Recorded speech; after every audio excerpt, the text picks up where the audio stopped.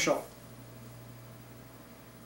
Il ne faut pas oublier une chose, c'est que les gens spirituels, les gens ésotériques ont tendance à parler de l'ego comme d'une entité, si vous voulez, négative, dans le sens qu'ils vont associer l'ego à tout ce qui est tout défaut de la personnalité, etc. Mais ce n'est pas l'ego le problème, c'est la personnalité le problème. Et la personnalité, elle provient d'où? Elle provient de la programmation. Elle est créée par la programmation. Alors, quand vous répétez des actions, bon, on va dire de vous, ben, elle est comme telle, comme ça, comme ci, comme ça. Ça devient votre personnalité. Ce qu'on appelle votre personnalité. C'est pas l'ego, ça. C'est l'ego qui est dupé à penser qu'il est sa personnalité. Pourquoi? Parce qu'il n'a pas conscience que cette personnalité-là, elle est créée par des programmes en lui qui se répètent continuellement, qui l'approuvent inconsciemment. Et à ce moment-là, ben, il se crée des patterns, justement. Alors, c'est là que l'ego est séparé, si vous voulez, relativement séparé de son esprit. Voyez-vous? Pourquoi? Parce qu'il regarde l'esprit, il se regarde en fait, parce qu'il est de l'esprit dans la matière, il se regarde à travers des voiles. C'est cet ajustement-là, l'éveil, justement. L'unité, c'est cet ajustement-là. Je ne sais pas si ça répond à votre question. Là.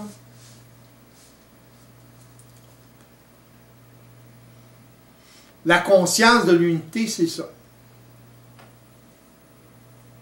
À ce moment-là, vous devenez un. Vous avez toujours été un, de toute façon, mais vous le regardiez à partir d'une conscience psychologique. C'est ce qui faisait que vous n'étiez pas en puissance.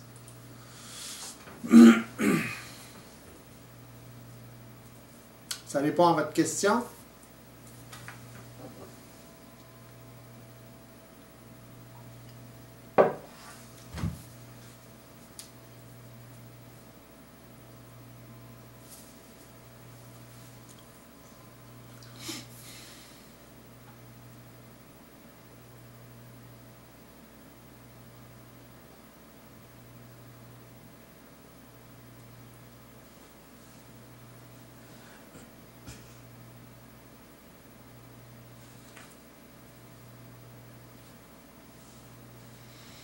OK, s'il n'y a pas d'autres questions, on va terminer là-dessus. Je vais attendre un petit peu, là. Pardon? Il y en a un? Et l'unité entre tout. Ouais, l'unité entre tout se fait à travers justement, quand je parlais de la cinquième dimension, c'est cette cinquième dimension-là qui unit tout. Autrement dit, le langage vibratoire, c'est un langage universel. Toute entité matérielle est animée par cette dimension vibratoire. Autrement dit, l'énergie provient de cette dimension-là. Autrement dit, toute entité matérielle est programmée. Une fleur, c'est programmé pour devenir une fleur. Un être humain, c'est programmé pour devenir un être humain. À multiples niveaux. Tout est programmation. Autrement dit, de la conscience, de l'éveil, c'est justement de la réalisation à quel point tout est programmation. C'est à ce moment-là, d'ailleurs, que l'esprit commence à pénétrer dans la matière au lieu de se situer à un niveau plus éthéré, si vous voulez, plus virtuel. Il commence à pénétrer dans la matière et à réaliser justement qu'il peut gérer, si vous voulez, il peut prendre conscience et gérer sa vie ou la vie qu'il manifeste. Voyez-vous? Alors, à ce moment-là, il réalise, comment je dirais ça, ce qui unit tout, finalement. Le langage qui unit tout. Parce que c'est un langage vibratoire. Alors, tout fonctionne, comme je disais, tout fonctionne à partir de programmes.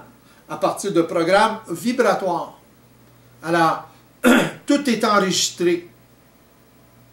C'est pour ça qu'il y a continuité. Voyez-vous? Il y a répétition de ces programmes-là. Si c'est vécu de façon inconsciente, à ce moment-là, il peut y avoir des programmes qui sont aberrants, c'est évident. Mais quand l'ego commence à prendre conscience de comment ça fonctionne exactement, à ce moment-là, il commence à être en mesure de mettre son grain de sel, si vous voulez, dans la programmation. Autrement dit, il commence à être en mesure de désactiver certaines programmations et en activer d'autres ou en créer d'autres, selon ce qu'il a besoin. Alors, pourquoi? Parce qu'il connaît, il commence à connaître ce langage vibratoire qui est l'unité entre tout, justement. C'est cette conscience vibratoire qui unit tout. Autrement dit, qui amène l'ego à réaliser comment ça fonctionne, comment tout fonctionne finalement. Comment tout a la même base, si vous voulez. Et c'est une base énergétique, c'est évident, c'est une base vibratoire. Le langage universel, c'est la vibration, c'est le langage vibratoire. Dans tout. Une fleur, un animal, un homme, tout.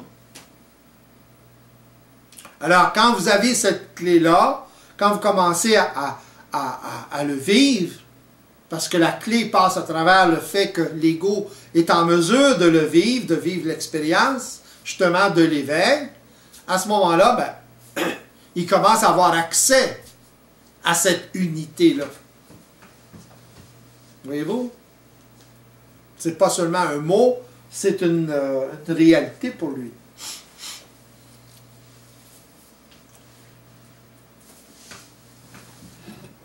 Ça répond à votre question?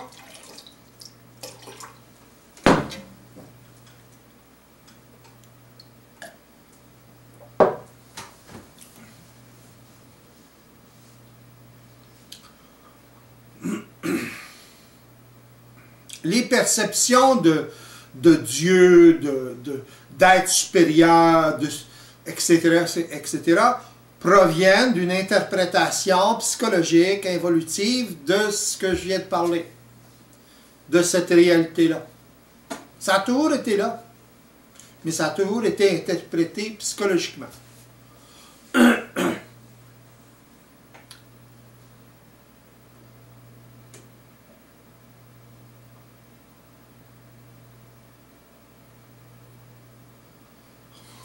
Est-ce qu'un ego prisonnier de sa conscience évolutive se berne quand il croit créer sa vie en tentant de s'ajuster à la vie? Ben, s'il croit et il n'est pas en mesure de vérifier, oui, c'est évident, il se berne. C'est seulement dans sa tête. Mais quand il commence, la différence, si vous voulez, entre la croyance et la réalité, c'est que l'ego, à ce moment-là, est en mesure de vérifier. Il y a toujours une vérification. Alors, la seule façon qu'a l'ego de le savoir, c'est à travers la vérification. Si il peut croire créer sa vie dans sa tête, mais pas être en mesure de le matérialiser, autrement dit, de l'intégrer dans sa vie, et il peut croire qu'il est ajusté à sa vie dans sa tête. Il y en a beaucoup dans ce cas-là. Mais pas être en mesure de l'intégrer dans sa vie. Autrement dit, de s'ajuster réellement. De constater son ajustement. Alors, un être éveillé, un être conscient, un être qui est libre ou qui commence à être libre de sa condition évolutive, doit continuellement vérifier. Il ne peut pas dépendre sur sa perception mentale seulement. Pourquoi? Parce qu'il sait qu'il peut être dupé. Voyez-vous? Alors, il vérifie dans la matière. C'est le retour de l'expérience dans la matière qui lui confirme ou qui lui confirme d'une façon ou d'une autre. Alors, si ce n'est pas ajusté, s'il y a des désajustements dans la matière, ça veut dire qu'il doit retourner au tableau et refaire ses calculs, si vous voulez. Alors, à ce moment-là, il réalise qu'il n'est pas ajusté. Donc, ou suffisamment ajusté. Donc, à ce moment-là, il sait qu'il doit s'ajuster encore plus. Donc, il sait où il regarde de plus près, encore de plus près et encore de plus près. D'ailleurs, c'est exactement comme ça qu'on évolue. Il n'y a pas d'autre façon. Autrement dit, c'est pas parce qu'une personne est éveillée qu'elle est parfaite. Au contraire, une personne éveillée est en mesure d'utiliser ses erreurs, de parcours, d'utiliser son imperfection, si vous voulez, pour évoluer. Parce que à ce niveau-là, si vous voulez, l'imperfection ou l'erreur n'est pas polarisée négativement. Elle est utilisée créativement. Pas la même chose. Le problème évolutif, c'est que l'ego ne veut pas faire d'erreur, ne veut pas admettre l'erreur, donc ne peut pas utiliser l'erreur de parcours ou le désajustement, appelez ça comme vous voudrez. C'est ça le problème. Il veut la perfection ou rien. Alors, il va juger en fonction de ça aussi les autres. La perfection ou rien. Voyez-vous? C'est un piège, ça. Ça, c'est une des plus grandes résistances.